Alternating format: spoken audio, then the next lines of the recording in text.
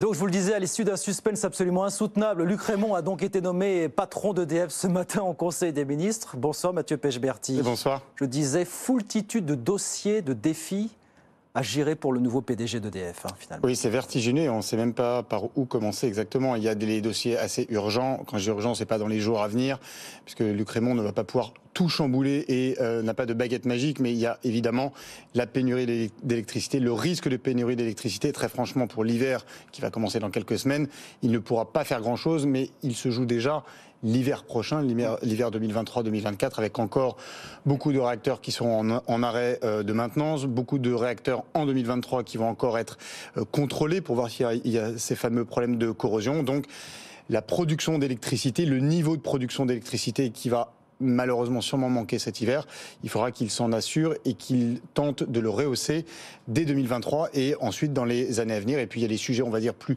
structurels, les réformes de la régulation des prix au niveau français, au niveau européen, et puis le profil, le visage que EDF aura dans quelques années en fonction de cette nouvelle régulation. On avait beaucoup parlé, vous savez, maintenant, il y a un peu plus d'un an, du fameux plan Hercule qui visait un peu à séparer les activités d'EDF. Il faudra se repencher là-dessus, aller renégocier une régulation avec Bruxelles qui, en contrepartie, demandera des concessions sur le périmètre d'EDF.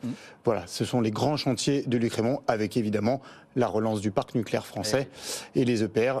Et le premier chantier à Penly à partir de 2024. Voilà pour les défis du nouveau patron d'EDF. Merci beaucoup.